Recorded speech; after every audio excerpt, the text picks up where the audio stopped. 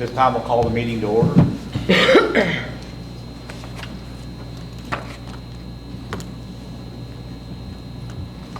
Roll call. Roll call. This action is taken by calling each board member's name with the board member entering present. Mr. Murray. Present. Mr. Selby. Present. Ms. Wilson. Present. Mrs. Higginbotham. Present. Mr. Kazsuk. Present. Everyone's present. Next item on the agenda is adoption of the agenda. Of course, this is a special call board meeting. We can't add anything to the agenda, and I don't have anything I recommend to strike, so there's no corrections or amendments. I recommend the agenda be approved as presented. Motion. I make a motion we adopt the agenda. Mr. Murray, seconded. Vote. Mr. Murray. Yes. Mr. Selby. Yes. Ms. Wilson. Yes. Ms. Higginbotham. Yes. Mr. Kazsuk. Yes. Next item on the agenda is public comments. If there are none, we'll move on. Next item is architectural firm for marching band practice area project. Okay, an architectural firm for the marching band practice area needs to be selected. Sherman Carter Barnhart is already familiar with our district, of course, and is currently working on our football field house and bus garage project. Ms. Allison Cummings is here today representing Sherman Carter Barnhart, and we'll go over some of the preliminary things. But I thought before you did, Allison, that the board better hire you all to do it first. So I recommend selecting Sherman Carter Barnhart as the architectural firm for the marching band practice area project. And it's, so it's under, you all would be familiar with larger projects when we have to do proposals or requests for letters of interest. But since this is a minor project under $1 million, I never thought I would say a minor project under $1 million in my life. But yeah, but none of that is required. You can simply select the firm, and again, as always, the fees and things like that are set by KDE. I'll make a motion. Okay. Second. Second. Mr. Selby. Vote. Mr. Murray. Yes. Ms. Selby. Mr. I did that Oh, we beat again. that twice I in a row. am so sorry. For wearing a bra. Mr. Selby. Yes. Ms. Wilson. Yes. Mrs. Higginbotham. Yes. Mr. Kazsuk. Yes. I'm so embarrassed. I'm just going to start calling last names and being done with it. Next item on the agenda is proposed marching band practice area scope of work. So again, appreciate you being here this morning with us, Allison, and just and again, I appreciate everybody's time this morning. We did not want to wait until the June board meeting if we was going to take some action on this and do the BG1 at one of the later agenda items, because it's time sensitive to kind of get things kicked off and rolling. Appreciate Ms. Harrington, Mr. Irvin being here. So this is kind of the scope, and I'll just turn it over to you, Allison. Sure. So we met with Mr. Ford and the band department on site a few weeks ago, and I promise you I'm not contagious. I've just lost my voice. You sound better than you did last week. I do sound better than last week. So obviously these are the existing 3 tennis courts. The high school is located here. North is actually this direction, so we can rotate these if that would help you orient yourselves. But we went over the scope of the work, and the band director actually had a very nice scope already laid out, a very nice sketch. Microsoft Paint is still alive, if anybody's wondering. Right, Mr. Irvin? So there's been a lot of really good thought put into this already, and we just kind of came along and we'll take it from there. So basically what we are looking at, these are the existing courts, and then looking at coming back, removing the nets, taking down some of the existing chain link fencing, reusing some of that where we can to try to save some money. We will need to relocate 1 or 2 light poles, but basically we'll come back over this with a new layer of asphalt, and then it will also receive a layer of green top coat, which we got pricing for. We know that's important though for this because we want to emulate, a football field as much as possible for the marching band. And then it will be striped, obviously to look like a football field. And the area of that is about 180 wide by 120 tall. And then we talked about, we have some preliminary ideas on the band tower. And this is an older aerial But just imagine, this is that new kind of drive parking lot adjacent to your new tennis courts down at the bottom of that hill. So the back of your band tower will actually sit right up against the back of that drive. And the reason for that, I think I know you could probably go into specifics, but sight lines, being able to see the whole area in terms of practice for the marching band. And then this drop is about 15 feet. So as we start the project, we'll have discussions with the district about what height we want that band tower to be, keeping in mind that we already will have to bring it up about 15 feet just to get even with here. So there will be a pedestrian bridge, if you will, for the director. So there will be fencing all the way around the perimeter. But a gate, so they can control, obviously, who accesses the band tower. So we will work through that as we start digging into the project, kind of the height of that tower and the specifics on that, but that will be a pre-engineered band tower. We're also providing an outdoor storage area with a couple different areas of vehicular fences, double gates around the perimeter, and then again, providing additional lighting as needed to make sure it's well lit. We also want to make sure we leave enough space here that a semi-truck or a large vehicle can get through. Right now it's about 23 feet, but we will continue to refine that as we put pen to paper. And we will lose that parking area where those cars, well, you've cut them off anyway. Yeah. You've covered them up, so we will lose that parking area. Yeah, so it extends about halfway across that Yeah. current parking lot area right there.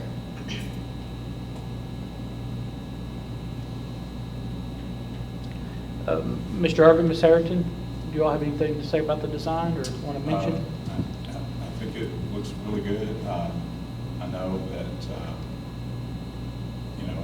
just having that kind of space like that, I think it looks great.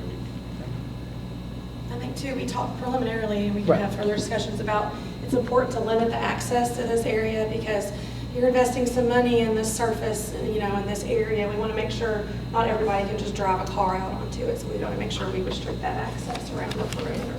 And the green works out well. I know Mr. Murray had mentioned before that people expressed concerns about him, the blacktop is so hot, the green would mitigate that temperature a little bit and still mimic the football field as well. So I think that works out very well. I like how it's been rotated and is more flush than my silly Microsoft Paint version of it. Now, could that be used by, like, anybody else? Like for practice for football or something like that? No, we wouldn't because Okay. the surface will be asphalt. Okay. Yeah, unless there's just some kind of foot play, but even then, we wouldn't want them to fall or, or something like that. I know that the current setup that we have at the tennis courts, that a lot of the special needs students utilize that for various things. Sure. And I know when we take the fencing down and redo some of that makes that less of an enclosed area, but I wouldn't see there being any reason why, if they still wanted to utilize that for that purpose, that they could. And the high areas will have the fence around it, and I appreciate you saying that, Mr. Irvin, because that is utilized by a couple of classes. And so that would still be, that protection of the fence would still be there for those high areas.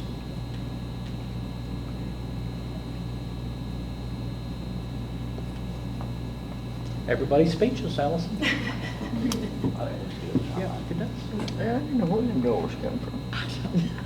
You need to tell Allison. She would love Side of that. the building. I thought them was doors. Yeah, I do She too. thought this was doors. said when I first looked at that, I thought they were Where doors. them doors come from? It is kind of an unusual image. I just wanted you to see before and after. I know, I had windows, the side of the building or something. Yeah, that is probably October of 2020.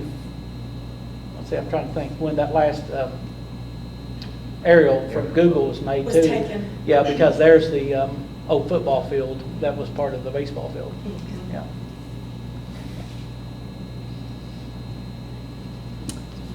So in essence, they'll have a practice area, chain link fence, area for storage, be marked like a football field, have the observation tower and chain link fence around it and lights where they can, and most of, we'll be utilizing all the lights that are there, already there for the tennis, just have to move one or two, depends on when we get to it. So this isn't schematic design or anything at that phase, but just to see the overall, there's no action required on this part, just to see this kind of the scope of work and looks at, and I think the graphics were great, Allison.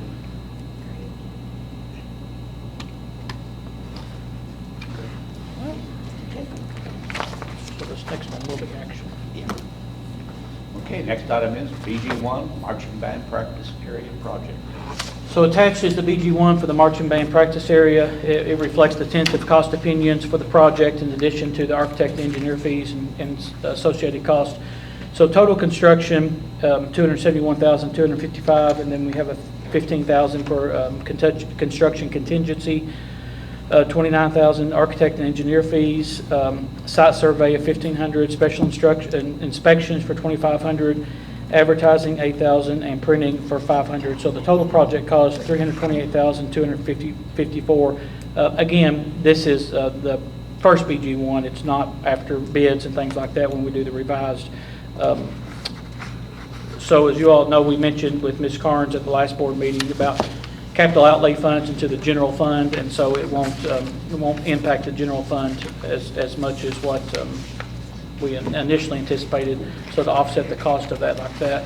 Another thing I'll just note, you know, we for all of our project, or all of our entities, all of our different extracurricular have a really good shape right now. I mean, we're going to add, you know, wrestling, and we don't necessarily have a spot for them yet, but we've got a spot for cheer, we've got a spot for dance, we've got this awesome athletic facilities. Our band is one area that doesn't, quote, have a spot, you know, and you all know, I'll say in front of them, they have an award-winning band every single season, and I think they're certainly deserving of this. And again, I'll say this again, like I did last board meeting, this certainly does not, we expect them to be on the football field. There'll be times you all will want to have the entire football field, and probably in you know, you get later in the season, things like this, and this doesn't, I don't want anybody to think that this would preclude them from ever being out there and using the new field, but we're proud of the band, and we appreciate both of you all, and I think this would be a great project for you all. And it's a class too. You know, that's another thing about band. It's bigger than just extracurricular. Kids get grades in here. It's almost kind of like buying textbooks, you know, because this is the textbook, if you're going to look at it like that. And with that facility, we expect you to be top always, from here on. They're close. Okay, that's all you can do is try your best. I think one of the biggest, and Mr. Irvin, you can talk to this if you want to, but just the spot in the tower compared to what you do now in anticipation from the very beginning of the season to the end, I think that will probably be one of the biggest advantages for you all. Yeah, you know, standing on top of that box truck, we're, you know, what, 12 feet? I don't know how high, but, you know, we primarily use the parking lot at the middle school, except for when we're at the football stadium.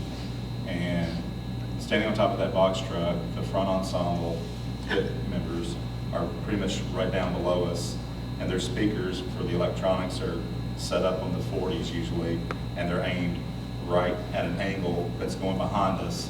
And the kids are playing, and you know, you take a 5-foot kid who's got their instrument, and you tell them to have their horns 10 degrees above parallel. So you think about calculating that angle of where their bells are going, and a lot of times the sound's hitting us like at our knees, or it's going past us, or it's going under us. Sometimes it's actually going inside the truck, you know, where it's open. And, you know, so in terms of having that listening environment and that visual environment to see and evaluate what the kids are doing to give them good feedback, we're very limited in what we can do. And you know, there's times that if something's going on over on what we call side one, where the cafeteria juts out there, you know, I'm having to look like this. Yeah, scoot over a little bit. And, you know, there's times that at a local marching band show, let's say we go to Berrien County's contest, our sight lines and our hearing lines of being able to evaluate are kind of okay for us to be competitive in that environment. But, you know, when you think with the end in mind, begin with the end in mind, and you think about where we want to be at the end of the season in terms of the state finals, and those are always held at UK or U of L or Western, and so the perspective for those judges in the stadium is a lot further back, a lot higher, and we just, other than when we practice in our stadium here, that's the closest thing we have to emulate that. And so to be able to have a tower that, with the help of that bridge and a little additional space there before the sideline starts, like you see in that drawing, that gives us some distance back so that that angle of that kid, 5 foot tall at 10 degrees above parallel, now we're up high enough and we're back far enough, and the front ensemble's back far enough, and those speakers aimed are back far enough that in our everyday listening environment, we're going to be getting that coming right at us. That would be more like what they would get at a stadium. And to have more than 12 feet from a box truck, to have that extra layer of a tower to be able to look down, now we're being able to see in the very far back because of the depth perception of what we have now. It's like this, but if we're up higher like this, now we're looking more down on it. So now we're seeing back behind the front hash towards the back hash. We're able to see some of the spatial relationships back there and be able to go, oh, that kid is really not in the right spot as much as they need to be. You need to slide over more. So I think there's a lot of things that this kind of environment is going to help us hear a lot of things a lot better, and just the overall big picture of it as it hits us. And then obviously being able to see from more of a crow's nest vantage point to be able to see some of the visual stuff, especially in the back. There's some times that I felt like some of our competitors have had an advantage in terms of their listening environment and their visual, Bourbon County being one of those. Still not over 2017, but Just call them out by name if you want to. but anyway, you know, I know that those programs have a lot higher perspective and a little bit further back perspective, and when we do so well throughout the regular season and we get to that last spot, you know, as somebody that's constantly reflecting and evaluating what can we do to improve, that's one of the things I keep running into. That's one of the things I keep coming up to is we just don't have that vantage point on a consistent basis to be able to really, truly make a big change. And so that's something about this that is so exciting.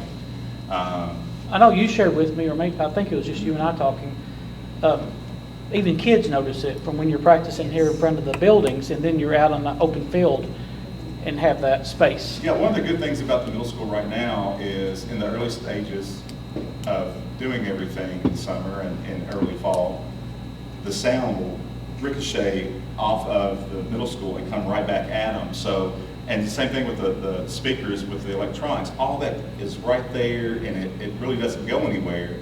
And it creates a false sense of confidence with the kids, so that one of the great things when we go in August to Mark Twain, since it's a preseason exhibition, it doesn't count against us, that we get in that environment, and it's a real stadium environment, and though you've got the stands and everything there, like you would think would be similar to the middle school, people's bodies absorb the sound, and it doesn't ricochet off. So they get in that environment, and it's a turf field or a grass field. It's not blacktop for the sound to bounce up off of, and it's not ricocheting back at them. So those kids get out there and they start to play, and all of a sudden things sound a lot quieter to them because they're not. It's a different listening environment where it's not ricocheting back at them. And so, especially our new kids, they'll get in that kind of scenario. And one of the great things about that is it doesn't count against them. So they get in that environment where they play, and sometimes they'll show and be like, oh, I'm not very confident. This isn't like it is back home. And the sound, you know, not coming back, it makes them insecure. And a lot of times we'll do it 2 times. So that they get that first one out of their system, and I can pull them all back and say, okay, da-da-da-da-da-da, let's run it again. And that's kind of eye-opening for our new kids every year, and a good reminder for our experienced kids of, you've got to watch the field commander, you've got to trust your training, you've got to do everything that we do and say to you back home, regardless of the listening environment that you have. And what this will do is there won't be a middle school for it to ricochet off of. It will go out into the woods. And what could potentially happen, depending on which stadiums we are performing at and the listening environment at those stadiums, is the opposite effect may happen. We may spend so much time with them with that environment and just going out into the woods into nothing, and then we get to the actual stadium, and even though there's people and bodies there, some of that sound's going to come back, and in that situation, they may go, we sound better. Yeah. Wow, I feel good about this one. So we're excited about that, and it's little things like that doesn't seem like it would matter much, that a lot of people just wouldn't normally take into account, that make the biggest difference. Just thinking about how much time we spend every season pushing equipment from the high school band room all the way down to the middle school parking lot, and then when rehearsal ends, having to get all that equipment back up there. And just thinking about how much time we're going to save to be able to do that, and how much wear and tear on some of that equipment that we have to roll out there and roll back in is not going to be as much wear and tear either. So there's just so much about this, and I could go on and on and on. There's so much about this that is so advantageous to what we currently have, and we are grateful for what we have.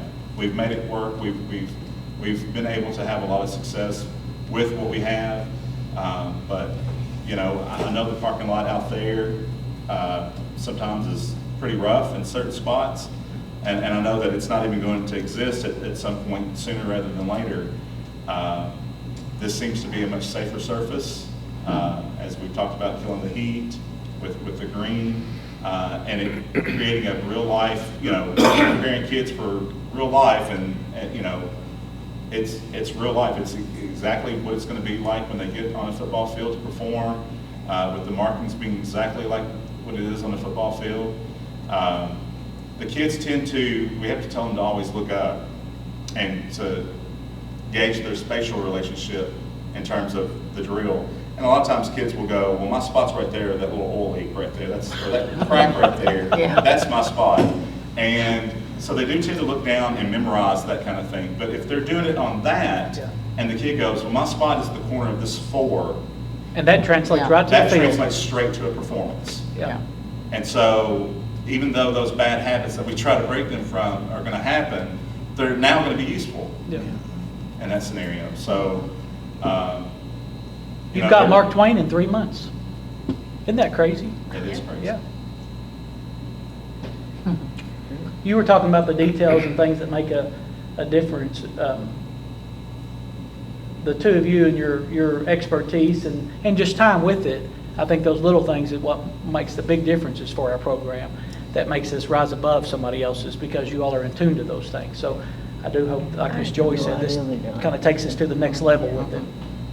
And this allows just for much better consistency and efficiency, which those two things are just the keys for success. Yeah. Especially, like he was saying, like our students, it's like inconsistent from the rehearsal side to the performance side. You have to, practice like you perform, but like this literally will be practice how they're going to perform, because they are more consistent. And in scoring for marching band, they call it boxes, like box 1, 2, 3, 4, and 5, and box 5 basically like getting an A. It's like a 90 to 100. And the main word that you see, and we discussed with our students, is consistent. They're consistent in doing these, executing all these things, and this is, I think, a key for that, because they can be consistent. How can they be performing consistently if they can't do that out here, and it's not going to translate? So I already know that this is going to be a huge push towards being much more successful every year. She looked at you, Ms. Joy. I know. Consistency and efficient, so really excited for that. And I will share with you all, I've had a lot of the booster parents, and then even just alum of band, just really pleased that, the board's even considering and talking about this. So I did want to share that. There's a lot of community excitement about that. Yeah. It is time. I think, something like this would be in my opinion, one of the best setups that you could find around. And, I think it's the kind of thing that once, that could potentially be the kind of thing that when we're all long gone, it still would be really advantageous for whoever's here, and would make people coming into this position, make it more attractive. Also, when you have nice facilities like this, we've got wonderful schools, we've got a great athletic complex. Just like Mr. Bourne talked about, people reaching out to him about coming to Russell County because of the wrestling program. Parents look at things like that. If there's an interest in saying, hey, Russell County's got a really good program, they've got a really good facility, let's go to Russell County. And so those things happen, and we have conversations with parents about things like that. So this is exciting.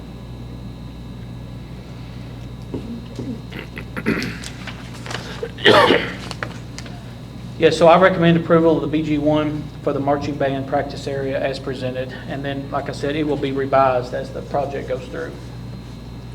Motion. Joy. Second. Second. Brenda. Vote. Mr. Murray, Yes. Mr. Selby, Yes. Ms. Wilson, Yes. Mrs. Hickenbotham, Yes. Mr. Kazoo. Yes. So about how long will this take?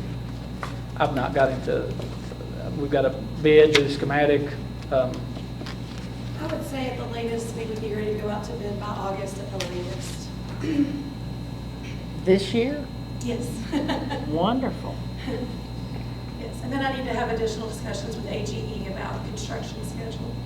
But the key would be to try to hit it before the asphalt plants close in November. So, once that go, we'd have to move pretty quickly in order for that to happen, so. Be great.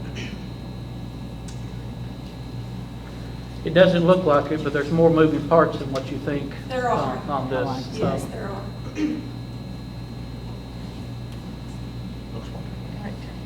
Next item on the agenda is annual board action for emergency teacher and emergency substitute teacher certification. KRS 161.100 and KRS 161.102. I patched both of those in your board packet.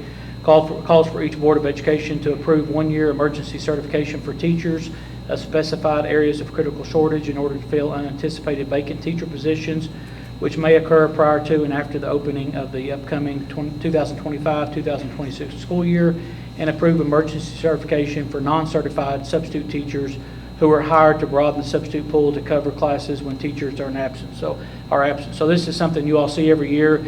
In a nutshell, it gives us authorization to hire for a teacher what we refer to as emergency certified. So maybe we need a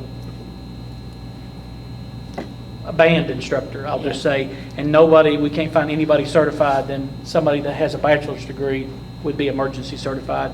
And then the same thing with emergency certification for substitute teachers, or those teachers that do not hold a teaching degree, and that have 64 hours and the other minimum requirements, and then they can be a substitute teacher for it. So this is something districts do every year. So I recommend approval of the annual board action for emergency teacher, substitute teacher certification. Motion. Motion. Mr. Sylvia. Mr. Murray, second. Vote. Mr. Murray, Yes. Mr. Selby, Yes. Ms. Wilson, Yes. Mrs. Higginbotham, Yes. Mr. Kazoo. Yes. This is true. Next item on the agenda is accept semi-truck donation and transfer. So at the last board meeting, I shared with you all about the generous donation from Mr. Stevens to the band program, to the district regarding the semi-truck. So Mr. Terry Stevens with Stevens Pipe and Steel LLC has generously offered to donate a 2019 semi-truck to support our school's marching band transportation needs. In exchange, he's requested possession of our current band semi-truck through a title swap. So the donor is Stevens Pipe and Steel, donated vehicle 2019 semi-truck, make international, model LT 625. District vehicle to transfer, existing band semi-truck, make international, model 9200. And the board will need to accept the donation of the 2019 semi-truck, authorize Superintendent Ford and/or his designee to execute and complete the title swap of the existing band semi-truck to the donor, which again is Stevens Pipe and Steel. So I recommend a motion is I move that the board authorize Superintendent and/or his designee to accept the donation of a 2019 semi-truck from Stevens Pipe and Steel LLC, and in exchange, transfer the title of existing band semi-truck and execute all documents necessary to complete the transaction. So we will take the 2019 truck, give the old one, What year is it? No. it's 2002, Uh, 20-something years old. Yeah, It is 98. 98, older than what I thought, yeah. We're coming out way ahead on that one, Sounds aren't like we? a pretty good swap to me. That's a pretty good title swap, isn't it, Mr. Yeah, I Murray? think so. Need a motion? I make that motion. Gerald seconded. Okay. Vote. Mr. Murray, Yes. Mr. Selby, Yes. Ms. Wilson, Yes. Mrs. Hickenbottom. Yes. Mr. Kazoo. Yes. Next item on the agenda is public comments. I've had people talk about Chromebooks. Do we have anything funded set up through technology or anything like that to replace Chromebooks or The schools purchase them. school purchases? Well, Yeah, that's what I somebody got thought, one, a but- problem with one? Huh? Has somebody got a problem with theirs? Well, they just said, no, they just talking about that the Chromebooks are outdated and couldn't get them replaced or something. I don't know. They update when they get to their end of their, what they call end of life. Right. They still work unless there's something wrong with them, and then they'll come to an end, kind of like Yeah. your home computer Well, no, that's. that I've worked at. Yeah. Where they won't update anymore. Yeah. But then if they don't still work, but every school purchases a round of Well- Chromebooks every year. Well, that was basically the answer I Yeah. gave them. I thought Yeah. that was right, so. And I we just completed end-of-year testing, and students use Chromebooks Yeah. with that. So, Okay. yeah. Well, I But if somebody- give them the right answer, I just. If somebody has a concern about the one they're using or something, tell them to reach out to us. Okay. Yeah.